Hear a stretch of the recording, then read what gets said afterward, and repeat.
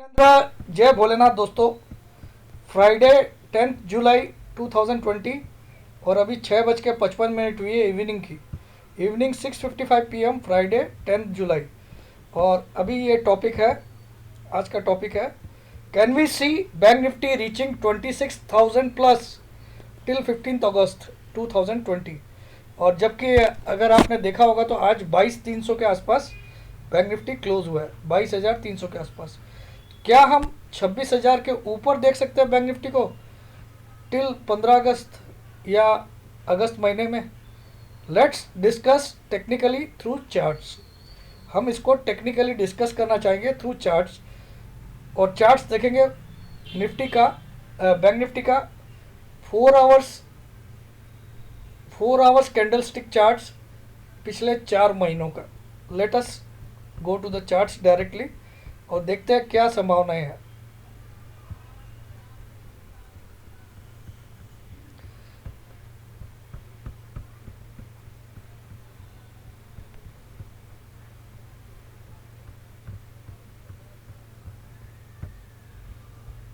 तो ये आपके सामने बैंक निफ्टी का 4 आवर्स का लास्ट 4 मंथ्स का कैंडल स्टिक चार्ट है। तो इसमें हम देखने चाहते हैं कि कोई ऐसा इंडिकेशन मिल रहा है क्या हमको। तो अगर आप इसमें ध्यान से देखोगे तो इसमें एक inverse head and shoulder pattern बना रखा है इसने। अगर मैं आपके सामने अगर ड्रॉ करना चाहूँ तो यहाँ पे कर सकता हूँ। तो मैं एक लाइन यहाँ पे पहले खींच देता हूँ इसको।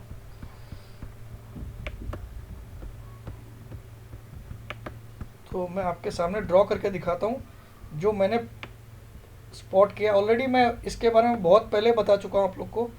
मेरे ख्याल में मैंने ये मई या जून महीने में ही आप लोग को डिस्कस कर दिया था मेरे वीडियोस में। जून महीने में डेफिनेटली।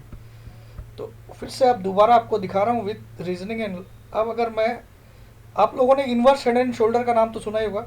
हेड एंड शोल्डर होता है बियरिश पैटर्न, लेकिन इन्वर्स हेड एंड शोल्डर या इन्वर्टेड हेड एंड शोल्डर बोलते हैं उसको, वो होता है बुलिश पैटर्न। इन्वर्टेड मतलब उल्टा, हेड एंड शोल्डर का उल्टा हेड एंड शोल्डर, ठीक है। तो अगर मैं यहाँ पे इसका शोल्डर ड्रॉ करूँ तो आपके सामने ये शोल्डर बन गया। और अगर मैं इसको हेड मान लूँ, इन्वर्टेड हेड, तो ये हेड मुझे यहाँ पे कंप्लीट हो रहा है। और अगर मैं इसको राइट शोल्डर मान लूँ तो ये राइट शोल्डर यहाँ पे ब्रेकआउट आ गया। आप देख सकते हो clear cut, it is a inverted head and shoulder pattern. अब इसके बारे में मैं आपको, जो लोग टेक्निकल थोड़ा भी समझते हैं वो समझ जाएंगे मैं क्या बताना चाह रहा हूँ। और आप चाहो तो अपने घर पे भी इसको बना के देख लीजिए। 4 आवर्स का कैंडल स्टिक चार्ट खोलेगा, इन्वर्टेड, इसको बोलते हैं inverted head and shoulder pattern. अब इसमें होता क्या दोस्तों, इसमें जो टेक्निकल्स में बताया गया उसके हिसाब से जो इस हेड का लो है, जो इस हेड का लो होता है, जैसे इस हेड का लो है 22/5 को बना था 17,116 या 105 ले लीजिए आप। सॉरी मैं थोड़ा सा भूल हो गया, इसमें 105 होगा तो मैंने वहाँ पे 116 ले लिया, कोई फ़र्क नहीं पड़ता, 116 पकड़ लीजिए। 116 अगर आप पकड़ते हो, 22/5 का लो एक्चुअली आएगा, इसमें बाद वाला लो आएगा एक्चुअली, नॉट 22/5 का, हाँ 17,105 आएगा, 22/5 का लो। मैंने भूल से ये वाला ले लिया। चलिए, तो 22/5 को इसने लो बनाया था। और अगर आप इसको देखो 30/4 को इसने हाई बनाया था 21,967। तो इन दोनों को आपस में माइनस करोगे उतना ही, नियम क्या बोलता है, उतना ही ऊपर ये जाके टारगेट लेता है। जितना इसकी साइज़ होती है, इसकी जितनी साइज़ है उतना ही अगर ब्रेकआउट आ जाता है, इसके ऊपर कैंडल्स बन जाती है, तो ऑलरेडी हम उसके ऊपर ही चल रहे हैं, तो इतना ही ये ऊपर की तरफ टारगेट आपको दे सकता है अगर आप इसमें ब्रेकआउट आ जाता है। तो ऊपर इसका टारगेट बनता है मेरे हिसाब से 26,800 के आसपास। तो इतना बड़ा टारगेट इसमें आ सकता है आने वाले दिनों में, इतना बड़ा। ये लगभग इसी का साइज़ है जो इस हेड का साइज़ होता है। उतना ही ये ब्रेकआउट के बाद, और अभी ऑलरेडी हम ब्रेकआउट के लेवल के ऊपर ही है। और तो आप ये देख सकते हो, मुझे लगता है मैंने अच्छा से टेक्निकली समझा है। अगर आपको दिखाई दे रहा है तो देखिए आप। तो अब मैं इसको आपको मेरा दूसरा चार्ट दिखाता हूँ, वहाँ पे मैंने क्लियरली लिखा है इसके बारे में। तो ये आपके सामने हेड एंड शोल्डर का है पैटर्न, वही वाला। और इसमें मैंने लिखा top of inverse head is 21,967, made on 30/4/2020। 30/4/2020 को ये वाली कैंडल बनी थी। ये इसका टॉप है 21,967। Bottom of inverse head is 17,105 होगा, एक्चुअली 116 लिखा गया, कोई बात नहीं है, तो थोड़ा सा और फर्क आ जाएगा। तो आप 105 से जोड़ लीजिएगा, कोई फर्क नहीं पड़ेगा। मेड ऑन 22/5, ये तारीख मैंने सही लिखा है, यहाँ 105 होगा। चलिए मैं इसको ठीक ही कर देता हूँ यार, अभी चेंज नहीं होगा सर, ये ऑलरेडी लिखा गया। एक मिनट, हो सकता है चेंज।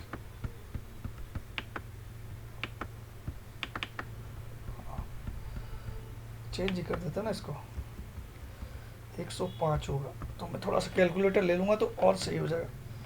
तो अब ये दोनों का डिफरेंस होता है -105 होगा यहाँ पे। तो 17,105 21,967 से माइनस करूँ अगर मैं, तो ये हो जाएगा 4862। तो यहाँ 11 पॉइंट सब चीज़ में बढ़ जाएंगे, 4862। तो अगर मैं इसमें 4862 ज्वाइन कर दूँ तो इसमें 11 पॉइंट यानी कि 829।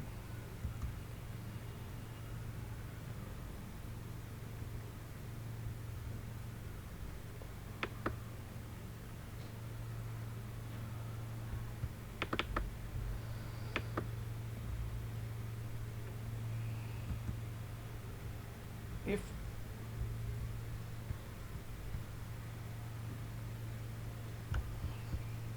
चलिए मैं आपको वो मेरा ड्राइंग दिखा देता हूँ, ये हट गया किसी कारण से, तो मैंने इसका ड्राइंग सेव कर रखा है।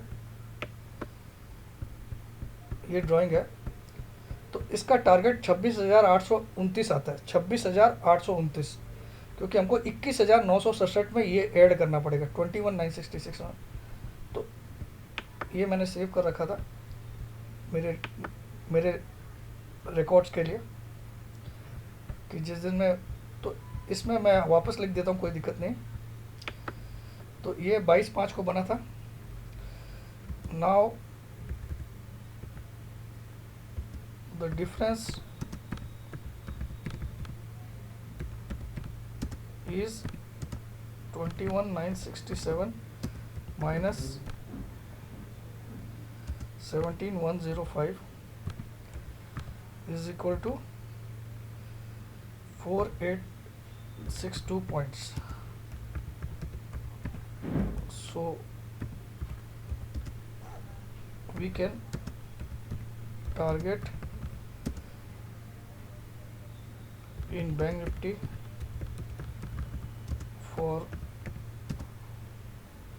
21,967 plus 4862 is equal to 26,829 till August 2020।